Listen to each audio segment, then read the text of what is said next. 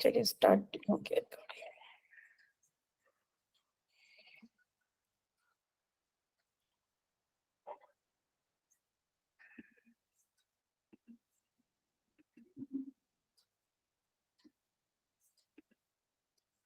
Screen visible है सबको?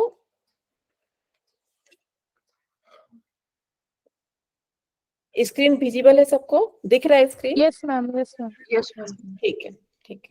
चलिए, तो कल हमने पढ़ा था, कल का क्लास का थोड़ा सा रिवीजन कर लेते हैं हम। ठीक है, रिसर्च डिजाइन था कल का टॉपिक हमारा, जिसमें हमने दो चीज पढ़ा था। क्या क्या था उसमें कल के क्लास में? टू टाइप्स ऑफ हमने रिसर्च डिजाइन पढ़ा था। Experimental, quasi experimental. ठीक है, एक्सपेरिमेंटल और क्वासी एक्सपेरिमेंटल। एक्सपेरिमेंटल रिसर्च में क्या था?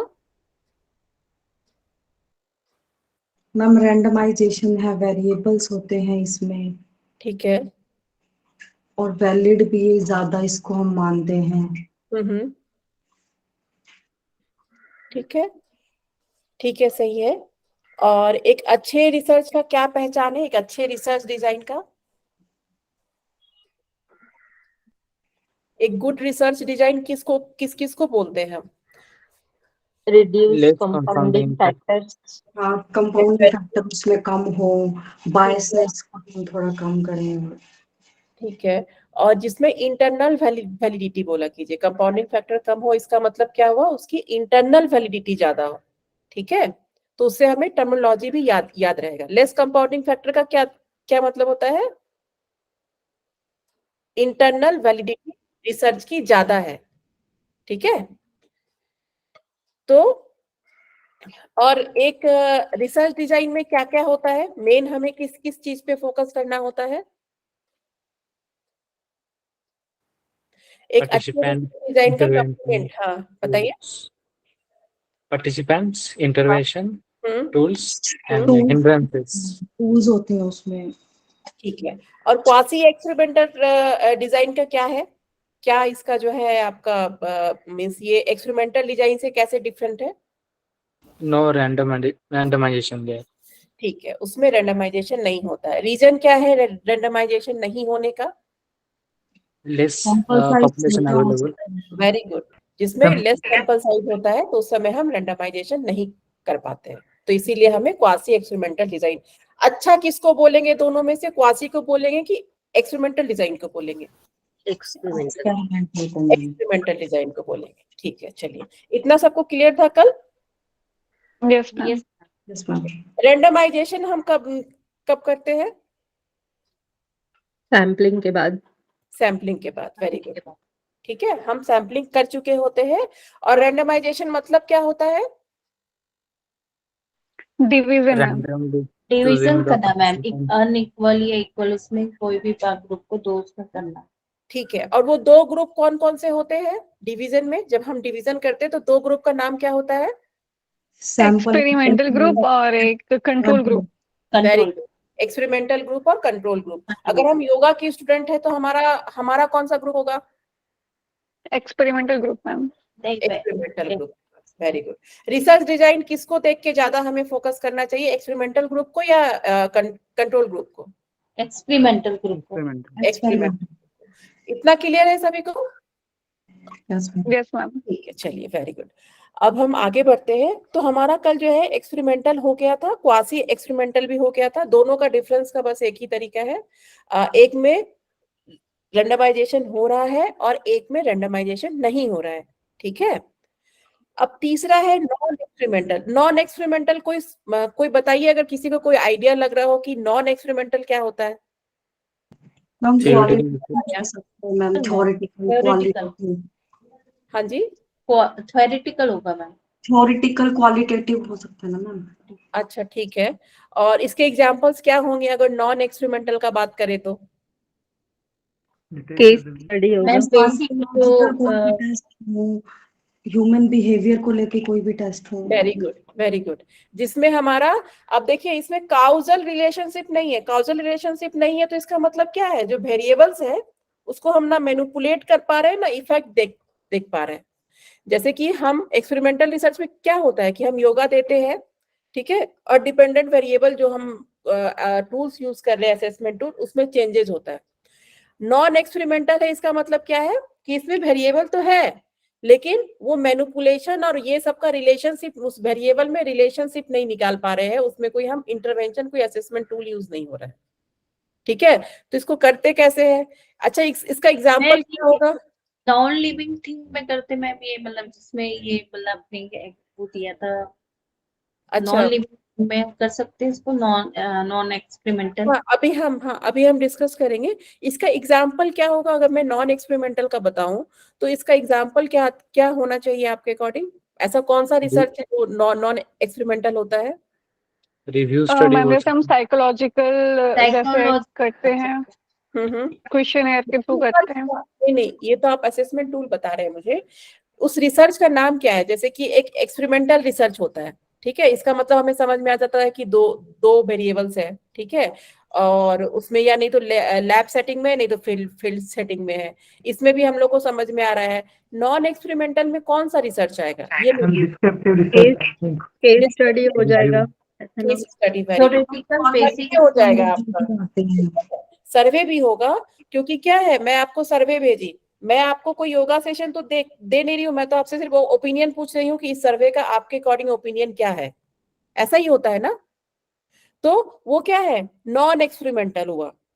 अगर कोई नॉन एक्सपेरिमेंटल का एग्जांपल पूछे तो जितने भी डिस्क्रिप्टिव एक्सपेरिमेंट्स है ना आपके, वो नॉन एक्सपेरिमेंटल में आता है। मतलब उसमें एक्सपेरिमेंट तो नहीं हो रहा है लेकिन फिर भी हम कुछ स्टडी तो कर रहे हैं ना। उसमें जो है पार्टिसिपेंट का जो है इंटरवेंशन, मैं आपको सर्वे फॉर्म देती हूँ, यानी तो जैसे कि ऐसे ही समझिए, जैसे कि फीडबैक फॉर्म आपको राहुल सर ने दिया, ठीक है, तो फीडबैक फॉर्म आपको मिला तो आपने क्या किया? आपने हर टीचर के बारे में अपना फीडबैक दिया।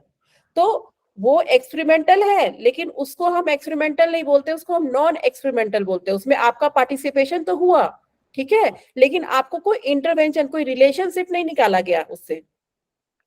एक ओपिनियन लिया गया आपसे कि आप क्या सोचते हैं, हर इंडिविजुअल से एक ओपिनियन लिया गया। तो ऐसे स्टडी में जिसमें ओपिनियन लेते हैं, जो डिस्क्रिप्टिव इन नेचर होता है, उसको नॉन एक्सपेरिमेंटल रिलेशनशिप बोलते हैं। तो इसीलिए इसमें बोला है कोई कॉज एंड इफेक्ट का रिलेशनशिप नहीं है, ठीक है। ऐसा नहीं है कि एक वेरिएबल को, जैसे एक्सपेरिमेंटल रिसर्च में क्या होता है कि हम योगा दे रहे हैं, योगा देने के पहले जो है उसका जो है डेटा ले रहे हैं, योगा देने के बाद प्री और पोस्ट डेटा ले रहे हैं, लेकिन यहाँ पे ऐसा कुछ भी नहीं होता है। यहाँ पे जो है कोई काउज एंड इफेक्ट रिलेशनशिप नहीं दिखता है। काउज कौन सा वेरिएबल है? इंडिपेंडेंट वेरिएबल है या डिपेंडेंट वेरिएबल है? Independent variable, very good. और इफेक्ट किस में आता है? डिपेंडेंट।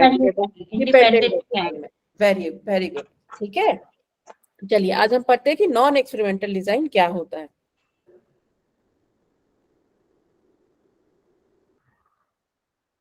नॉन एक्सपेरिमेंटल डिजाइन का सबसे पहला कैरेक्टरिस्टिक है कि इसमें कोई कॉज एंड इफेक्ट रिलेशनशिप हम स्टडी नहीं करते। जैसा मैं आपको बताई कि मैंने आपको एक सर्वे फॉर्म दे दिया, मैंने आपसे कहा कि आप मुझे जो है ये सर्वे को भर के दीजिए, तो मैंने आपसे बस एक ओपिनियन लिया। ह्यूमन इंटरवेंशन तो है, आप लोग तो सब ह्यूमन पार्टिसिपेंट है, लेकिन इसमें क्या है, वेरिएबल का यूज नहीं कर रही हूँ मैं। ऐसा नहीं कर रही हूँ कि एक को इंडिपेंडेंट वेरिएबल बना रही हूँ, एक को डिपेंडेंट वेरिएबल बना रही हूँ, उसके बाद फिर आप पे यूज कर रही हूँ, ऐसा तो नहीं होता है। जब भी आपको एक सर्वे फॉर्म दिया जाता है तो वो एक ओपिनियन सर्वे टाइप का होता है कि उसके बारे में आपकी क्या राय है, ठीक है। तो जो जितने भी डिस्क्रिप्टिव डिजाइन है या डिस्क्रिप्टिव रिसर्च है, ठीक है, केस स्टडी हो गया, सर्वे हो गया, ये सब स्टडी को जो है हम लोग नॉन एक्सपेरिमेंटल स्टडी बोलते हैं, ठीक है, जिसमें वेरिएबल का कोई रोल, कोई काउज एंड इफेक्ट नहीं हो रहा है, कोई हम असेसमेंट टूल नहीं मैं यूज कर रही हूँ आपके ऊपर। जब मैं सर्वे दे रही हूँ तो कोई असेसमेंट टूल तो यूज नहीं कर रही हूँ। मैं ये तो नहीं बोल रही हूँ कि जो है आपको एंजाइटी कितना है, डिप्रेशन कितना है, ठीक है, या कोई योगा सेशन तो नहीं मिल रहा है आपको, कोई इंटरवेंशन, कोई असेसमेंट टूल तो नहीं दे रही हूँ।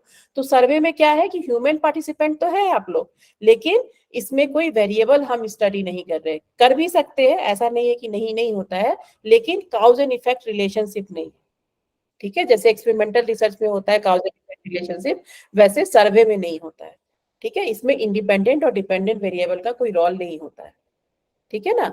तो ये जो है जितने भी सर्वे हैं ये आपके नॉन एक्सपेरिमेंटल इसमें आते हैं। इसमें लिखा हुआ है has lower internal validity compare to pure experimental design. अब ये लोअर इंटरनल वैलिडिटी क्यों है इसमें, बताइए आप लोग सोच के। क्योंकि मैम एक्सपेरिमेंट क्योंकि कभी कभी ये लोग अच्छे से भरते भी है सर्वे फॉर्म या नहीं भी, तो उतना अच्छा रिजल्ट नहीं मिलता होगा। ठीक है, एक्सपेरिमेंट की तरह हम उसको बिल्कुल 100 to 100 बिल्कुल वो नहीं कह सकते ना कि वैलिड है वो। ठीक है। देखिए अब इसमें ना दो टर्मिनोलॉजी आता है, एक्सपेरिमेंटल स्टडी और field experimental study. Field experimental study जो है या फील्ड एक्सपेरिमेंटल डिजाइन आपके रिसर्च ये एग्जामिनेशन में पूछा जाता है क्वेश्चन इससे। तो फील्ड एक्सपेरिमेंटल में और प्योर एक्सपेरिमेंटल में, जैसे यहाँ लिखा हुआ ना pure experimental design, pure experimental design हमेशा आपका लैब सेटिंग में होता है। जितने भी केमिकल्स वगैरह का हमारा जितना भी इस तरह का एक्सपेरिमेंट होता है ना जो हम लैब में करते हैं, ठीक है, उसको प्योर एक्सपेरिमेंटल डिजाइन में बोलते हैं। और इसमें इंटरनल वैलिडिटी बहुत ज्यादा होता है क्योंकि ये हर चीज एक कंट्रोल इन्वायरमेंट में कर रहे होते हैं।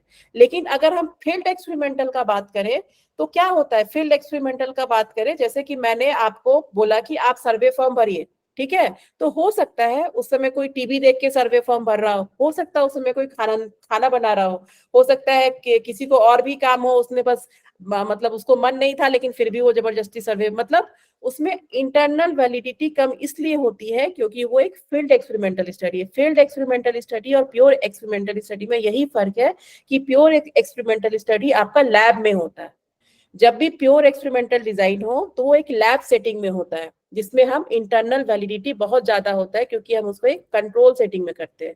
लेकिन जहां पे ये फील्ड एक्सपेरिमेंटल हो गया, प्योर से जो है फील्ड में आ गया, तो इसका मतलब हो गया कि जैसे सर्वे वगैरह हो गया, केस स्टडी डिजाइन हो गया, ये सब क्या होता है, ये सब लैब में नहीं होता है। मैं आपको लैब में नहीं भेजूंगी, ये एक आपको हो सकता है मैं ऑनलाइन भी ले रही हूँ, हो सकता है मैं स्कूल में भी जाके ले रही हूँ, तो सब जगह का जो इन्वायरमेंट है वो डिफरेंट है ना। मान लीजिए मुझे जो है अपना सर्वे पूरा करना है तो मैंने आपको सर्वे फॉर्म भेज दिया, वही सर्वे फॉर्म होगा कि मैं ऑफलाइन भी लूंगी, वही सर्वे फॉर्म मैं ऑनलाइन भी ले रही हूँ, तो जो पार्टिसिपेंट है उन सबका इन्वायरमेंट तो अलग अलग है ना, ठीक है। तो इसीलिए जो है फील्ड एक्सपेरिमेंटल डिजाइन, जो फील्ड एक्सपेरिमेंटल डिजाइन होते हैं उसमें इंटरनल वैलिडिटी कम होता है, ठीक है, इसीलिए इसमें लिखा है has lower internal validity compare to pure experimental design. Pure experimental design जब भी होगा तो वो एक लैब सेटिंग में हो, जैसे हम केमिस्ट्री वगैरह का करते हैं, लैब में होता है वो सारा, एक कंट्रोल सेटिंग में होता है, उसमें इवन की टेम्परेचर वगैरह भी एक कंट्रोल सेटिंग में करते हैं, ठीक है। तो इसको प्योर एक्सपेरिमेंटल डिजाइन हो गया लैब सेटिंग में, और फील्ड एक्सपेरिमेंटल डिजाइन हो गया जो हम आप लोगों से लेते हैं, जैसे मैं सर्वे ले ली, केस स्टडी की, ठीक है। तो मैम हाँ मैम ये एक्सटर्नल हो सकता है, एक्सटर्नल वैलिडिटी जो आपने, एक्सटर्नल वैलिडिटी, हाँ बताइए। तो मैम ये मैम एक्सटर्नल वैलिडिटी इसमें हाई रहेगा कि लो रहेगा? देखिए एक्सटर्नल वैलिडिटी क्या था हमारा, क्या मैम कैरेक्टरिस्टिक वो एक्सटर्नल, जिसमें इंटरनल वैलिडिटी कम होती जो बाहर से हम करते हैं, ठीक है, रिजल्ट उसमें फीडबैक का पे रिजल्ट मिलता है।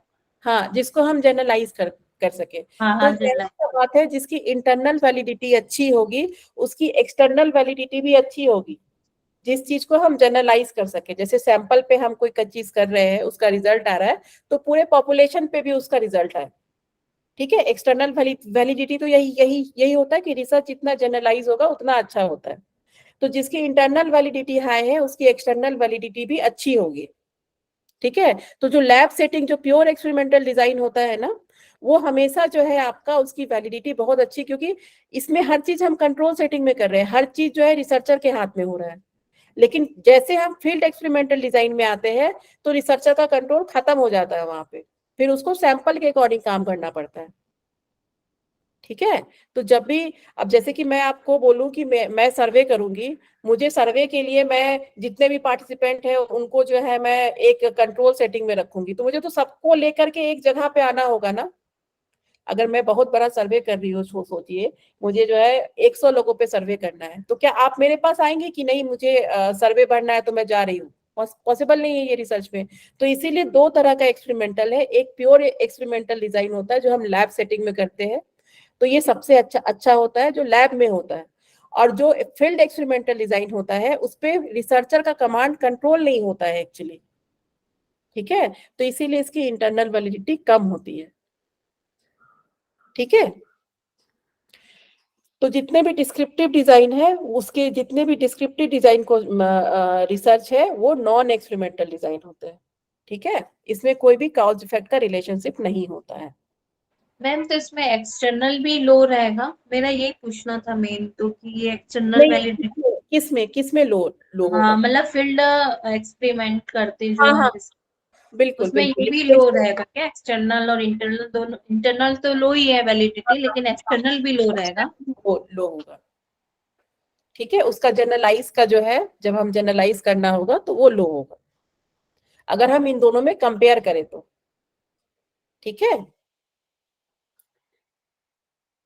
चलिए, था योग में तो बहुत से डिस्क्रिप्टिव पार्ट, मतलब बुक्स बहुत सारी बिल्कुल होती है और फिर बिल्कुल। ऑथर्स करते हैं, तो वो ऑथेंटिक नहीं माना जाएगा क्या फिर? नहीं नहीं जैसे नहीं, देखिए योग अगर आप, प्राणायाम है। नहीं नहीं, जैसे कि लैब सेटिंग में क्या हो गया, जैसे मान लीजिए आप ईईजी करते हैं, ब्रेन वेव्स पे कर रहे हैं कि मेडिटेशन के बाद ब्रेन वेव्स पे क्या ये पड़ रहा है, तो ब्रेन वेव्स के लिए तो आपको उस सैंपल को तो लैब में ही लेके जाना होगा ना, कि जो वो मशीन है वो लैब में ही अवेलेबल है। मान लीजिए कि किसी को मेडिटेशन करना है, मेडिटेशन करने के पहले और मेडिटेशन करने के बाद क्या इफेक्ट हुआ, अगर हमको उसको साइंटिफिकली देखना है, अल्फा बीटा डेल्टा ये सब वेव्स होते हैं ना ब्रेन में, ठीक है, इसी सब को तो स्टडी करते हैं ना। तो जब हम अपने सैंपल को लैब में लेके जाते हैं, ठीक है, तो और उसका लैब में जो है हम देख रहे हैं कि आज जो है मैं लैब में गई, मैं अपना ईईजी कराई, फिर कल को दूसरा गया, दूसरा मेडिटेशन किया, मेडिटेशन के पहले देखा, फिर मेडिटेशन के बाद देखा, फिर कल परसों तीसरे को ले गए। तो ऐसे जो लैब में अगर सैंपल को ले जा करके हम देख रहे हैं योगा का एक्सपेरिमेंट, तो वो प्योर एक्सपेरिमेंटल डिजाइन में आ गया ना। अगर हम अपने सैंपल को लैब में ले जा करके देख रहे हैं, लैब में करवा रहे हैं, अपना जो मेरा जो स्टडी है वो लैब में हो रहा है, तो वो प्योर एक्सपेरिमेंटल डिजाइन में आ गया ना। उसमें मशीन यूज हो रहा है, उसमें ब्लड सैंपल यूज हो रहा है, उसमें एक एक उसको जो इन्वायरमेंट मिल रहा है, जो जिसपे हम एक्सपेरिमेंट कर रहे हैं उसको कंट्रोल सेटिंग में रख रहे हैं हम, ठीक है। मतलब एक दिन में नहीं, अगर एक दिन में जो है हम 10 लोग पॉसिबल है तो 10 पे करते हैं, या नहीं तो मान लीजिए आज हमने 5 पे किया, फिर हमने कल 5 पे किया, अपने जो है सैंपल को ले गए हम वहां पे लैब में और उनको बोला कि चलो भैया आप जो है 1 घंटे जो है मैं आपको ओम चैंटिंग कराती हूँ। तो ओम चैंटिंग करने के पहले भी मैं उनका डेटा ली कि उनका ब्रेन वेव्स कैसा है, और वो ओम चैंटिंग कराने के बाद भी मैं उनको टेस्ट की कि उनका ब्रेन वेव्स कैसा है। तो ये प्योर एक्सपेरिमेंटल डिजाइन में आ गया ना आपका। सिर्फ केमिकल्स का ही नहीं होता है, जो जैसे कि हम लोग के यहाँ जो लैब है उसमें बहुत सारे मशीन्स लगे हुए हैं और डेली कुछ ना कुछ एक्सपेरिमेंटल मतलब एक्सपेरिमेंटल रिसर्च होता है वहां पे, ठीक है। तो वो सारे जो लैब में हो रहे हैं, जो लैब सेटिंग, देखिए जब प्योर रिसर्च एक्सपेरिमेंटल आए तो इसमें लैब सेटिंग, जितने भी लैब सेटिंग में जितने भी रिसर्च होते हैं वो प्योर एक्सपेरिमेंटल डिजाइन में आते हैं, ठीक है। और फील्ड एक्सपेरिमेंटल डिजाइन में मतलब आपको मैं लैब में नहीं ले गई, आप अपने घर पे ही भर जो है थे और आपने सर्वे फॉर्म भर दिया, समझ गए? Hello, yes ma'am. ठीक है, यस मैम। ठीक है। और कोरिलेशनल डिजाइन हो गया आपका, रिलेशन बिटवीन टू वेरिएबल्स। देखिए कोरिलेशनल डिजाइन को ऐसे समझिए, आप मुझे बताइए जब कोविड था तो अनएम्प्लॉयमेंट बढ़ा था कि घटा घटा था? जब कोविड का टाइम था, जब कोविड बढ़ा था। बड़ा था मैम। अनएम्प्लॉयमेंट बढ़ा बढ़ा था, था। तो इसका मतलब क्या है कि कोविड बढ़ रहा है तो अनएम्प्लॉयमेंट भी बढ़ रहा है। मेरे पास दो वेरिएबल है, एक है कोविड, एक है अनएम्प्लॉयमेंट। तो दोनों क्या हो रहा है, साथ साथ बढ़ रहा है, साथ साथ घट रहा है। मतलब जब कोविड बढ़ रहा है तो अनएम्प्लॉयमेंट भी बढ़ रहा है, और जब कोविड घट रहा है तो अनएम्प्लॉयमेंट भी घट रहा है, ऐसा ही हो रहा है। तो दोनों वेरिएबल्स क्या हो रहे हैं, एक साथ बढ़ रहे हैं, एक साथ घट रहे हैं, ठीक है। जब दो वेरिएबल्स के बीच में एक साथ घटने और एक साथ बढ़ने का जो है सिलसिला होता है, मतलब कोई रिलेशन होता है, ठीक है, तो हम उसको कोरिलेशनल डिजाइन, मतलब दो वेरिएबल आपस में जब कोरिलेट कराते हैं तो उसको हम कोरिलेशनल डिजाइन बोलते हैं। तो इसको हम पॉजिटिव कोरिलेशन बोलते हैं। अगर इसी का उल्टा हम देखें, ठीक है, कि जब कोविड था तो कुछ कुछ चीजें क्या थी, वो अच्छी हो रही थी। जैसे हम लोग का इन्वायरमेंट क्या हो रहा था, जैसे जैसे कोविड बढ़ रहा था इन्वायरमेंट और अच्छा होता जा रहा था। फ्री हो गए। एक ऊपर जा रहा है, एक नीचे की तरफ जा रहा है, तो ये निगेटिव कोरिलेशन हो गया। कोरिलेशन मतलब होता है जब दो वेरिएबल्स के बीच में कोई रिलेशन होता है तो उसको कोरिलेशन बोलते हैं। तो अगर हमें कोविड और अनएम्प्लॉयमेंट को स्टडी करना है तो उसके लिए कोई असेसमेंट टूल तो नहीं चाहिए। उसके लिए तो हम अपने आप को बस जस्टिफिकेशन चाहिए कि हम 2020 में जब कोविड शुरू हुआ तो इतने लोगों को फायर कर दिया, इतने लोग अनएम्प्लॉयमेंट में चले गए, इतने इसका WHO का डेटा ये आया। ऐसे करके हम उसको प्रूव करते हैं ना। वेरिएबल है यहाँ पे, लेकिन उसमें कोई हम असेसमेंट टूल नहीं दे रहे हैं, उसमें जस्टिफिकेशन दे रहे हैं। तो जब हम दो वेरिएबल्स के बीच में कोई रिलेशन निकालते हैं तो उसको कोरिलेशनल डिजाइन बोलते हैं। तो ऐसे रिलेशंस, ऐसे जो वेरिएबल्स को रिलेट करते हैं जस्टिफिकेशन से, उसको हम नॉन एक्सपेरिमेंटल डिजाइन में ही आता है। तो कोरिलेशनल डिजाइन भी एक नॉन एक्सपेरिमेंटल डिजाइन है। इसमें वेरिएबल्स तो है लेकिन उसमें कोई मैनिपुलेशन और उसका कोई हम जो है कोई असेसमेंट टूल इस्तेमाल नहीं कर रहे हैं। इसमें कोई इंडिपेंडेंट और डिपेंडेंट वेरिएबल नहीं है। इन दोनों इसमें अगर इसमें सिर्फ हम एक जस्टिफिकेशन दे रहे हैं कि जब जब कोविड बढ़ा है तब तक अनएम्प्लॉयमेंट भी बढ़ा है। न्यूज में था ना कि इतने लोगों को फायर कर दिया गया, इतने लोगों को बोला गया इनके इतनी कंपनी बंद हो गई। तो ये सब क्या शो कर रहा है कि दोनों वेरिएबल्स के बीच में जब जब कोविड बढ़ रहा है तब तब अनएम्प्लॉयमेंट भी बढ़ रहा है। ठीक है, तो जब हम दो वेरिएबल्स के बीच में रिलेशन निकालते हैं, वेरिएबल्स तो है लेकिन हम उसको मैनिपुलेट नहीं कर रहे, कोई काउज एंड इफेक्ट नहीं, काउज एंड इफेक्ट तो देख रहे हैं लेकिन कोई असेसमेंट टूल यूज नहीं कर रहे, कोई ह्यूमन इंटरवेंशन नहीं यूज कर रहे, हम बस एक जस्टिफिकेशन दे रहे हैं, देख रहे हैं। एक रिसर्चर रिलेशनशिप निकाल रहा है अपने जस्टिफिकेशन के बेसिस से, अब डेटा के बेसिस पे। ठीक है, तो उसको कोरिलेशनल डिजाइन बोलते हैं। आया समझ में? यस और Yes. केस स्टडी, हाँ, केस स्टडी डिजाइन भी ऐसा ही होता है कि जब हम स्टडी ऑफ वन और a few extraordinary unique cases, ठीक है, केस स्टडी डिजाइन होता है कि जब हम एक ग्रुप ऑफ पीपल पे या एक सिंगल पर्सन पे जब हम कुछ हमारे मन में आया है रिसर्च करने के लिए और उसके ऊपर हम बिल्कुल डेप्थ में रिसर्च करते हैं तो इसको केस स्टडी डिजाइन कहते हैं। ठीक है, तो डिस्क्रिप्टिव डिजाइन, कोरिलेशनल डिजाइन और केस स्टडी डिजाइन ये सब नॉन एक्सपेरिमेंटल डिजाइन है। ठीक है, जिसमें हम जिसकी जो है इंटरनल वैलिडिटी कम होती है as compare to pure experimental design. Variables होते हैं लेकिन हम कोई असेसमेंट टूल यूज नहीं करते हैं, इसमें बस हम जो है जस्टिफिकेशन लगाते हैं।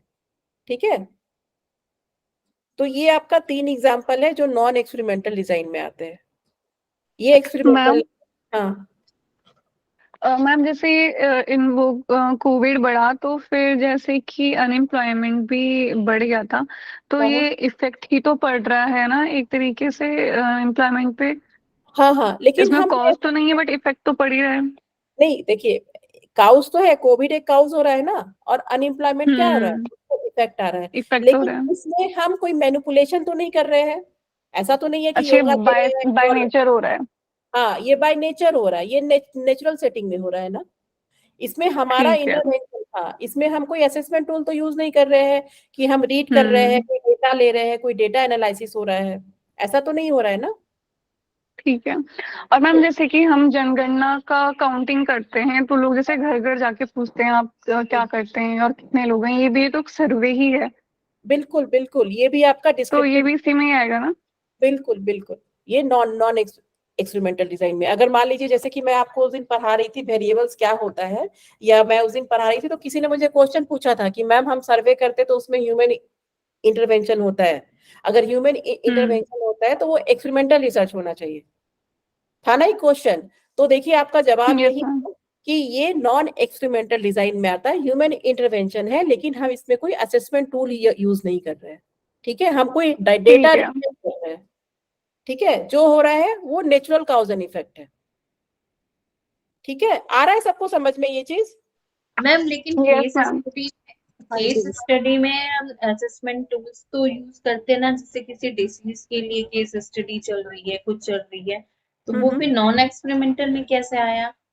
क्या क्या क्या आप फिर से जैसे मैम अभी जैसे हम डायबिटिक पेशेंट है, उसकी हाँ, केस हाँ। स्टडी की है, एज ए हम्म पेशेंट्स का ले रहे हैं, तो उसमें टूल्स तो यूज करेंगे ही, फिर उसको योगा प्राणायाम देंगे, उसके बाद जो वेरिएशंस आएगा उसको देख के हम बोलेंगे। तो ये नॉन एक्सपेरिमेंटल में क्यों केस स्टडी डिजाइन हुआ है? मतलब केस स्टडी डिजाइन आपका क्वालिटेटिव एनालिसिस होता है। देखिए जब भी वेरिएबल का आपका काउज एंड इफेक्ट आ गया ना, जैसे ही आप कोई असेसमेंट टूल यूज कर ली, तो वो केस स्टडी डिजाइन में नहीं आएगा आपका।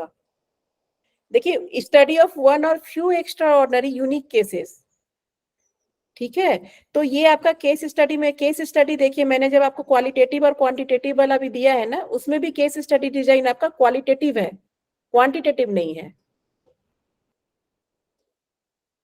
ठीक है। तो केस स्टडी हमेशा आपका नॉन एक्सपेरिमेंटल डिजाइन में आता है।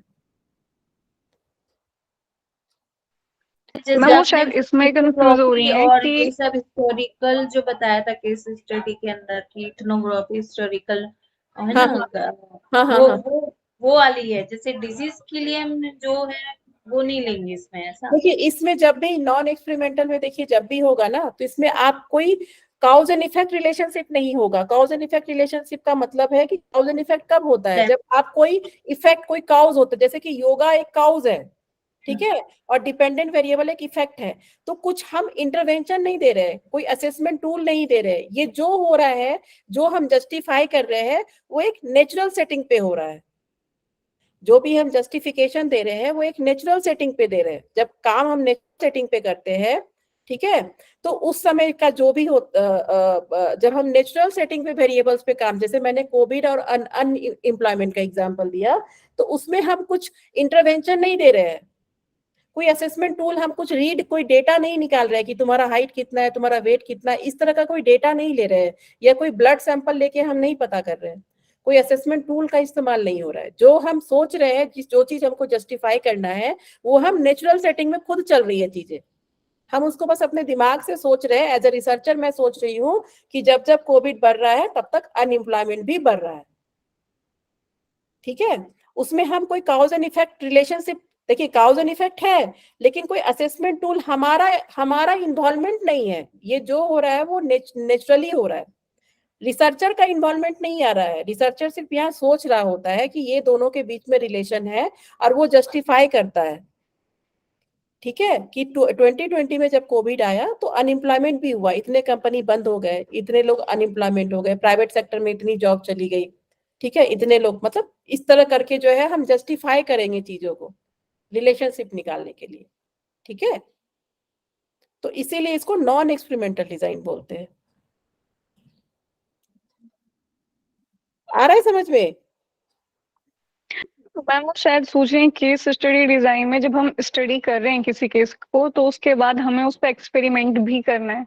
तो अगर जो हम एक्सपेरिमेंट करेंगे तो एक्सपेरिमेंटल डिजाइन में चले जाएगा, बस इसमें सिर्फ स्टडी करने तक ही रहेगा कि उनको, जो बीपी के पेशेंट हैं उनको क्या दिक्कत हुई है, क्या है क्या नहीं है, बस इसमें स्टडी करने। टूल भी आप यूज कर रहे हैं तो वही टूल आप बस चेक करने तक प्ले कर रहे हैं, आप उसमें कुछ करेंगे नहीं आगे। अगर जो आप उसमें कर रहे हैं तो केस स्टडी डिजाइन नहीं रह जाएगा। वो शायद सोच रही हैं कि केस स्टडी डिजाइन में फिर एक्सपेरिमेंट भी करना है, योगा भी देना है। नहीं नहीं नहीं, केस स्टडी में ये जितने भी डिजाइन है ना, ये सब अपने आपके नेचुरल सेटिंग पे जा रहे हैं। इसमें कोई रिसर्चर का कोई इन्वॉल्वमेंट नहीं है, कोई असेसमेंट टूल नहीं है, कोई डेटा रीडिंग नहीं है, ठीक है, सिर्फ जस्टिफिकेशन है। यस मैम, याद आ गया, आपने केस स्टडी में हिस्टोरिकल ग्राउंड थ्योरी ये सब बताया था।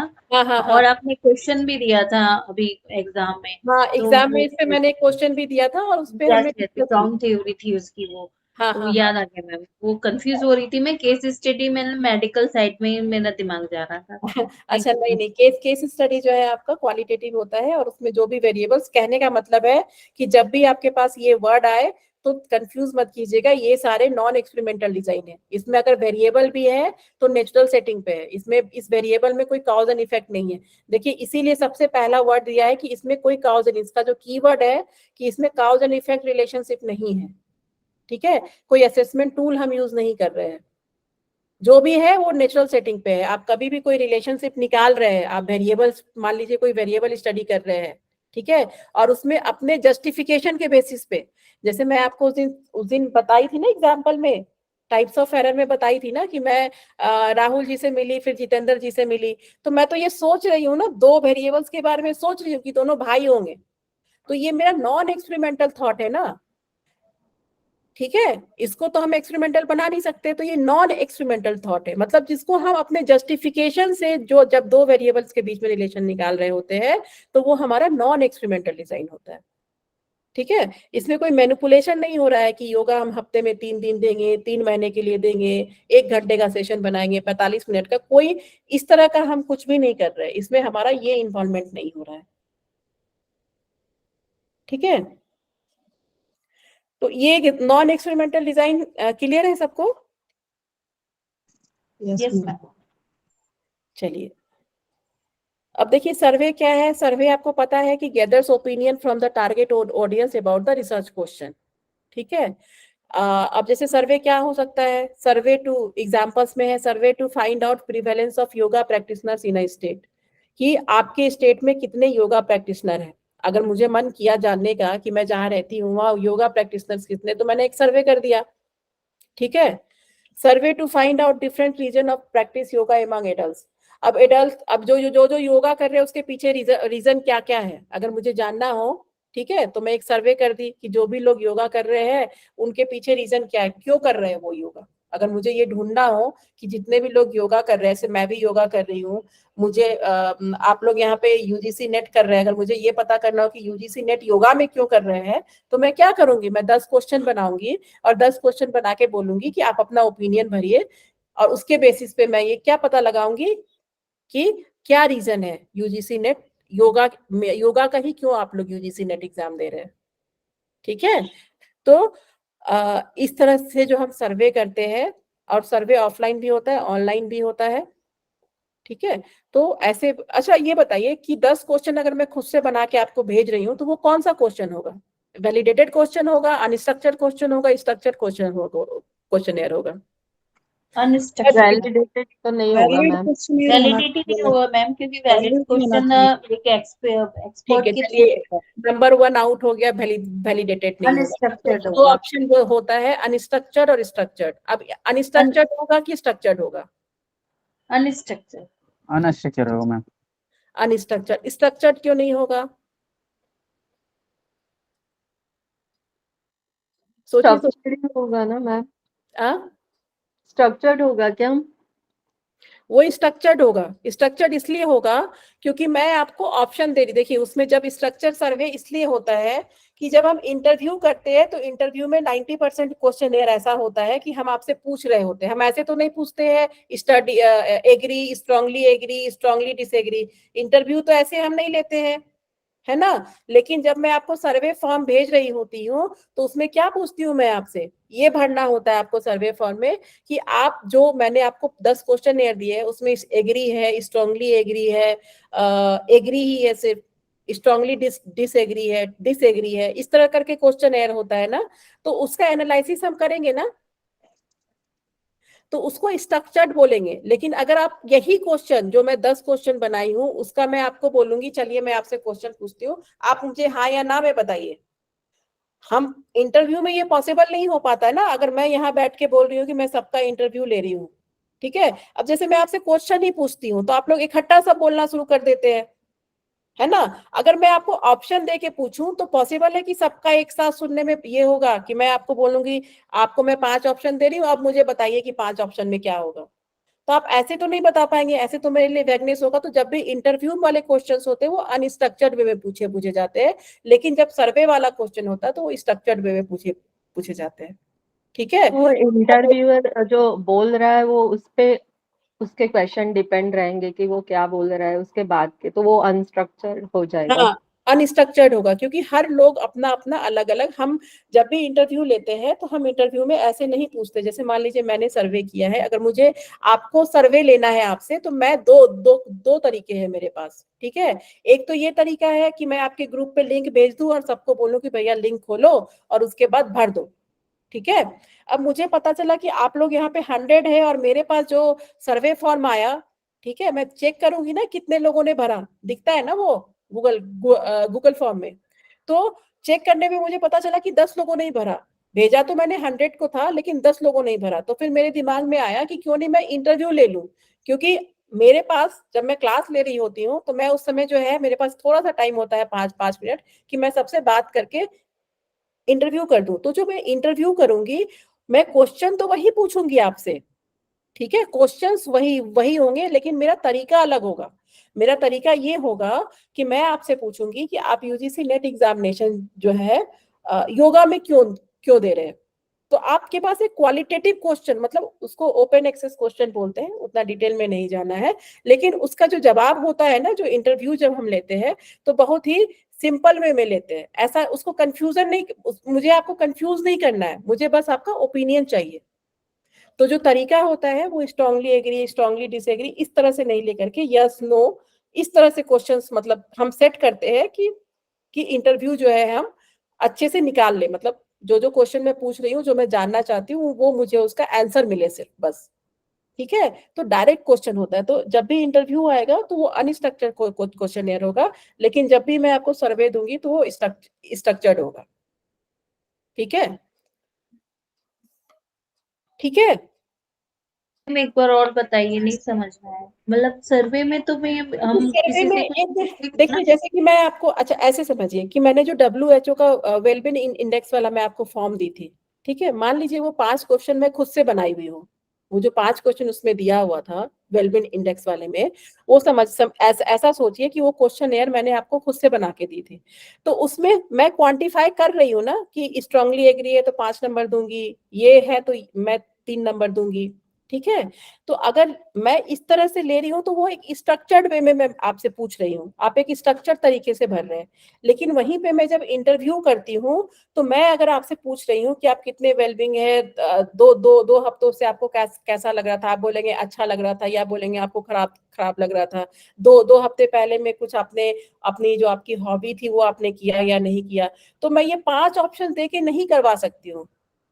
मैं उनसे सिर्फ अच्छा खराब इस तरह करके पूछ सकती हूँ। वो अनस्ट्रक्चर्ड हुआ, मतलब वो जो है ओपन, आप जो बोलना चाहती है आप मुझे बोल रही हैं, आप मुझे एक स्ट्रक्चर्ड वे में मुझे फिगर आउट करके नहीं मिल रहा है कि एग्री, स्ट्रांगली एग्री, इस तरह से नहीं मिल रहा है मुझे, इस तरह से डेटा नहीं आ रहा है मेरे पास। ठीक है, सर्वे में क्या होता है कि हम उसको क्वांटिफाई, हम उसका बाद में एनालिसिस करते हैं, लेकिन इंटरव्यू फॉर्म में जब हम लेते हैं, देखिए लास्ट क्वेश्चन है, मैं आपको दिखा ही देती हूँ, पता नहीं अभी मेरे पास अवेलेबल होगा या नहीं होगा।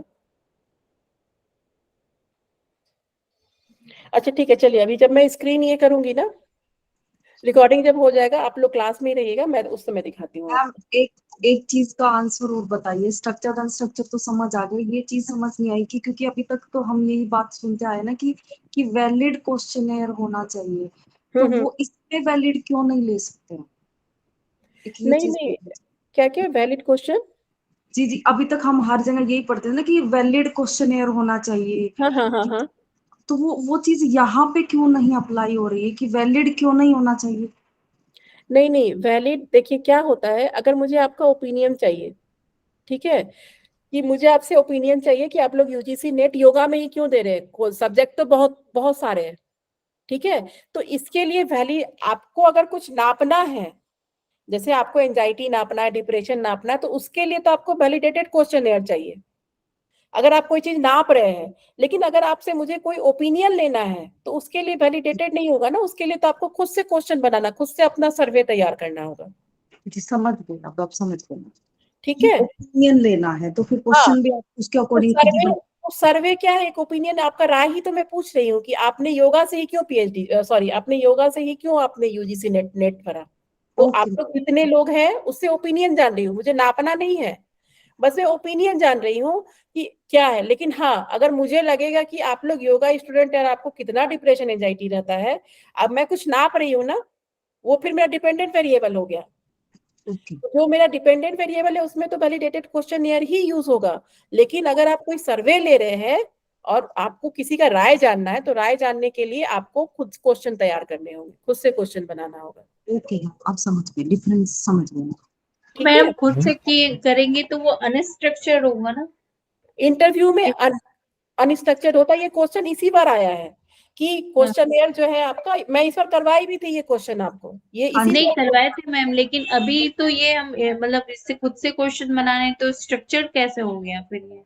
नहीं, खुद से आपने बनाया, लेकिन इसमें आप ये भी अभी मैं दिखाऊंगी आपको, आप लोग इसमें ही रहिएगा, ठीक है, मतलब रिकॉर्डिंग ऑफ होने के बाद आप क्लास में ही रहिएगा, मैं आपको एग्जाम्पल दिखा दूंगी। वो एक्चुअली मेरा ही रिसर्च है, तो मैं ऐसे नहीं दिखा सकती हूँ। ये यहाँ पे मैम स्ट्रक्चर और अनस्ट्रक्चर का मतलब ऐसे ही है ना, जो एक सिर्फ हाँ ना में जवाब होता है, तो बिल्कुल वो बिल्कुल है ना, बिल्कुल। हाँ उससे वो कुछ अलग करते हैं हम, तो वो फिर स्ट्रक्चर हो जाता है। बिल्कुल बिल्कुल। अगर हम किसी को क्वांटिफाई कर रहे हैं, जैसे कि वो डेटा क्वांटिफाई कर रहे हैं, स्ट्रांगली एग्री को हमने 5 नंबर दे दिया, उसमें था ना कि 30 नंबर आता है तो आप बहुत ये हो जाते, तो क्वांटिफाई कर रहे हैं ना, तो वो स्ट्रक्चर्ड है। लेकिन यही मैं आपसे सिर्फ सिंपल क्वेश्चन पूछूं और सिंपल यस नो हाँ ना अच्छा खराब इस तरह करके पूछूं, तो उसमें क्या है, इसको हम क्वांटिफाई नहीं कर रहे हैं। बस मैं एक ये कर दूंगी कि मैंने इंटरव्यू लिया और इतने लोगों को जो है ये आसन अच्छा लगा, ये प्राणायाम अच्छा लगा, मतलब इस तरह करके जब हम क्वालिटेटिव वे में पूछते हैं तो वो अनस्ट्रक्चर्ड, जिसको हम क्वांटिफाई नहीं कर पा रहे हैं, जिसको हम एक परसेंटेज में ही निकाल रहे हैं कि हाँ इतने लोगों ने हाँ बोला, इतने लोगों ने ना बोला, बस वो परसेंटेज वाइज निकाल रहे हैं, लेकिन उसका हम एनालिसिस नहीं कर पा रहे हैं। तो वो अनस्ट्रक्चर, जैसे इंटरव्यू क्वेश्चन आपका अनस्ट्रक्चर्ड होता है, उसको हम स्ट्रक्चर वे में नहीं कर पाते हैं, ठीक है। लेकिन अगर आप सर्वे कर रहे हैं तो ये स्ट्रक्चर्ड है, क्योंकि इसमें जो है आपसे पॉइंट वाइज पूछा जा रहा है, ठीक है। चलिए कोई नहीं, वो मैं आपको लास्ट में दिखा दूंगी सेशन के बाद, उसमें एग्जाम्पल ओपिनियन, वैसे भी ओपिनियन लेंगे तो वो सिर्फ हाँ ना से तो कुछ आगे ही जाएंगे, तभी ओपिनियन क्लियर हो पाएगा। बिल्कुल बिल्कुल। अगर क्लियर ओपिनियन है तो वो सर्वे हो गया आपका। अगर क्लियर ओपिनियन नहीं है, सिर्फ जो है हाँ ना, क्योंकि हम आपका कंफर्ट जोन देखेंगे ना। अगर मैं आपसे बोलूं आप यहाँ पे है, अगर मैं आपसे बोलूं कि मुझे आपका इंटरव्यू लेना है, मुझे 10 क्वेश्चन पूछना है, और मैं आपसे बोलूंगी कि आप बताइए स्ट्रांगली एग्री है डिसएग्री है, स्ट्रांगली डिसएग्री है, एग्री है डिसएग्री है, तो क्या इस तरीके से पॉसिबल है इंटरव्यू कंडक्ट कराना मुझे? नो मैम, पता चलेगा कि वो 10 लोग यहाँ बैठे हैं, एक लोग फंसा और 9 लोग भाग गया, ठीक है। नो इंटरव्यू हमेशा जो है हम जब भी करते हैं तो हम अपने सैंपल का कंफर्ट जोन देखते हुए करते हैं कि आप कंफ्यूज ना हो, ठीक है। तभी तो आप यहाँ आएंगे ना। आप जैसे मान लीजिए कि आपको मेरी क्लासेस समझ में आएगी, तभी तो आप क्लास में आएंगे ना। अगर नहीं समझ में आएगी तो नहीं आएंगे, ऐसा ही होगा ना। तो इसी तरह इंटरव्यू है कि जब मैं आपसे इंटरव्यू ले रही हूँ तो मुझे सैंपल का कंफर्ट जोन देखना है, तो मैं उसको पॉइंट वाइज नहीं दे सकती हूँ कि स्ट्रांगली एग्री बोलेगा तो मैं 5 नंबर दे दूंगी। उसमें नंबरिंग नहीं हो रहा है, उसमें बस एक ओपिनियन हो रहा है, अच्छा है खराब है सही है गलत है हाँ है ना है, बस ऐसे ही हो रहा है, ठीक है। मैम हाँ हम ऐसे बोल सकते हैं, अगर क्वेश्चनर ओपन एंडेड है वो अनस्ट्रक्चर है, अगर क्लोज एंडेड क्वेश्चनर है तो स्ट्रक्चर है। वेरी गुड, बिल्कुल बोल सकते हैं आप। अगर वो ओपन एंडेड क्वेश्चनर है जिसमें आपको अपना राय देना है तो वो आपका इंटरव्यू टाइप हो गया, और क्लोज एंडेड है जिसमें आप एनालिसिस कर सकते हैं, तो वो आपका जो है एग्जैक्टली मुझे यही दिखाना था अभी आपको, ठीक है। ओके। तो ये और आप मैम क्वेश्चनर को हम वैलिड कब बोलते हैं, मतलब कोई वैलिड साइंटिफिक बेसिस से? हाँ हाँ, वैलिड जब हम बोलते हैं जब उसको किसी चीज को नाप रहे, जब वो मेरा डिपेंडेंट वेरिएबल होता है। जैसे आप एंजाइटी नाप रहे हैं, ठीक है, तो उसमें क्वेश्चन तो आप खुद से नहीं बना रहे हैं, एक वैलिडेटेड क्वेश्चन है, किसी रिसर्चर ने उसको वैलिडेट किया है, जी, ठीक है। साइंटिफिक बेसिस में जो है उसको। हाँ, तो जितने भी हमारे डिपेंडेंट वेरिएबल्स होते हैं, जैसे जितने भी साइकोलॉजिकल जिस चीज को हम नाप रहे होते हैं, जो हमारे डिपेंडेंट वेरिएबल है वही हमारे वैलिडेटेड क्वेश्चनियर है, ठीक है। Okay ma'am, clear. क्लियर हो गया ना? मैम मेरे मन में एक सवाल है। हाँ हाँ मैम क्वालिटेटिव रिसर्च जो होती है उसमें डिजाइन जो होता है फ्लेक्सिबल होता है, बिल्कुल बिल्कुल मतलब कि अनस्ट्रक्चर होता है, हम खुद से बना सकते हैं अपना आंसर ना, उसमें लंबा सा। तो बिल्कुल मैम बिल्कुल। इसमें ना आपने वो भी लिखवाया था कि जैसे कि हम यस नो स्ट्रांगली एग्री ये सब भी लिख सकते हैं क्या इस पे, हाँ हाँ बिल्कुल लिख सकते हैं। इसके अभी मैं आंसर पे? दिखाऊंगी आपको, अभी मैं आपको प्रैक्टिकली दिखाऊंगी कैसे होता है, मैं जो बोलना चाह तो रही मैम हूँ। फिर अगर जो हम यस एंड नो लिख रहे हैं तो फिर ये तो क्लोज एंडेड आंसर हो गया ना? नहीं, ये क्लोज एंडेड हुआ, लेकिन मैं आपसे पूछती हूँ कि आपको योगा करके कैसा लगता है, ठीक है। मैं आपको पूछती हूँ कि आपको योगा करके या आपको प्राणायाम करके कैसा लगता है, तो आप मुझे आंसर देंगी ना, अच्छा लगता है, खराब लगता है। मैं आपको ऑप्शन नहीं दे रही हूँ, ठीक है, मैं आपको ऑप्शन नहीं दे रही हूँ। लेकिन अगर मैं आपको बोलूं कि आपको योगा करके कैसा लगता है, आपको योगा करके अच्छा लगता है, strongly agree, strongly disagree, neither agree, not not not disagree, अगर मैं इस तरह करके पूछूं तो आपको तब क्या, स्ट्रक्चर्ड है। ठीक है, मतलब ऑप्शन मेरा है, ऑप्शन मैं ठीक आपको है, दूंगी तो वो स्ट्रक्चर्ड है, ओके ऑप्शन ओके नहीं दे ओके, रही हूँ तो वो उसी को हम ओपन एंडेड बोलते हैं। ठीक है ठीक है। मैम एक क्वेश्चन और था। हाँ हाँ मैम जैसे क्वालिटी में होता है पोस्ट पॉजिटिव हाँ हाँ और क्वांटिटेटिव में होता है पॉजिटिव। हाँ हाँ, ठीक तो है, पॉजिटिव में जो हमारा होता है उसमें जो हम अपना रिसर्च करते हैं वो क्वांटिटेटिव वे में होता है, मतलब जब अगर जो हमारे पास क्वांटिटी है बिल्कुल तभी करते हैं ना। और बिल्कुल पोस्ट बिल्कुल पॉजिटिव में जो है हमारा साइकोलॉजिकल वेरिएबल होते हैं। बिल्कुल, हाँ, तो जिसको हम डायरेक्टली, साइकोलॉजिकल वेरिएबल, हाँ, जिसको हम डायरेक्टली हाँ मेजर नहीं कर सकते, मेजर तो होता है लेकिन तो डायरेक्टली नहीं कर सकते हैं। हाँ तो हम क्वेश्चनियर के थ्रू करेंगे इसे। बिल्कुल बिल्कुल, वो क्वेश्चनियर तो के मैम थ्रू होता है। क्वेश्चनियर के थ्रू वाला तो आपने क्वांटिटेटिव में बताया था, अगर जो क्वेश्चनियर के थ्रू हो रहे हैं तो वो क्वांटिटेटिव में आएगा। नहीं, क्वेश्चनियर के थ्रू हो रहे हैं तो वो वैलिडेटेड क्वेश्चनियर है ना, जो क्वेश्चनियर के थ्रू ओके, वो वैलिडेटेड क्वेश्चनियर है ना, जैसे WHO का वेलबींग इंडेक्स में आपको उस दिन दिखाई, तो वो वैलिडेटेड क्वेश्चनियर है, आप उससे नाप रहे हैं। जब हम डिपेंडेंट वेरिएबल की तरह यूज कर रहे हैं किसी क्वेश्चनियर को, मैं देखिए आपको इसलिए बता हम्म रही हूँ कि ये इसमें आपको यूजीसी नेट कंफ्यूज करता है, कभी दे देगा वैलिडेटेड क्वेश्चनियर, कभी दे देगा अनस्ट्रक्चर्ड, कभी दे देगा स्ट्रक्चर्ड।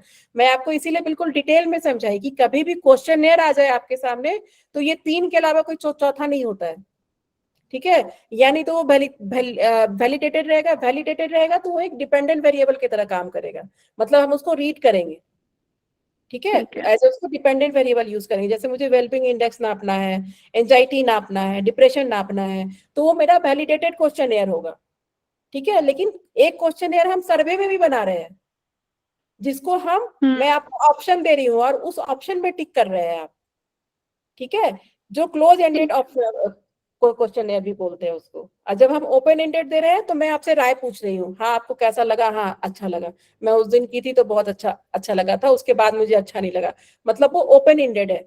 आप जो, आपको मैं कोई ऑप्शन नहीं दे रही हूँ, आपको अपना राय खुद ही बताना है कि आपको कैसा फील हुआ, ठीक है, है। अब जैसे मान लीजिए मुझे मन ओके, किया कि आपका रिसर्च क्लास खत्म हो गया, अब मुझे मन किया जानने का कि आपको रिसर्च क्लास कैसा लगा। अगर मैं आपको ऑप्शन दे रही हूँ कि आपको रिसर्च क्लास अच्छा लगा, स्ट्रांगली एग्री, एक स्ट्रांगली डिसएग्री, अगर मैं इस तरह करके मैं क्वेश्चन पूछ रही हूँ तो वो स्ट्रक्चर्ड हो गया।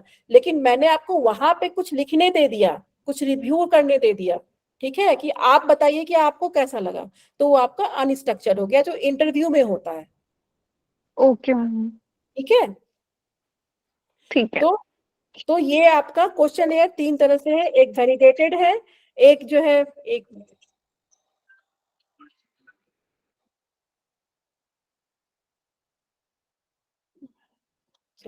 ठीक है। तो ये जो है आपका सर्वे आ गया समझ में सबको। मैम यस मैम, मैम ऐसे भी बोलते हैं हम्म कि क्लोज एंडेड हो या ओपन एंडेड हो, अगर हम्म वो प्री प्लान क्वेश्चन है तो हम्म वो स्ट्रक्चर है।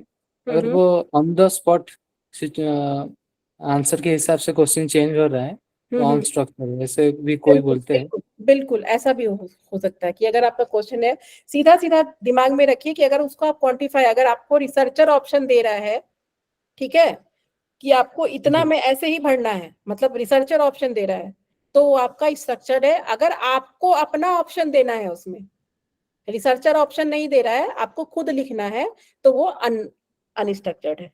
जी, वो तो ओपन एंडेड क्लोज एंडेड हो गया हाँ जी। हाँ, ठीक है। जी तो आग इतना समझ में आ गया सबको। एक मिनट होल्ड कीजिए। एक बार ओपन एंडेड क्लोज एंडेड समझा दीजिए, जिसमें ऑप्शन नहीं रहता अपनी राय देते, वो ओपन एंडेड है।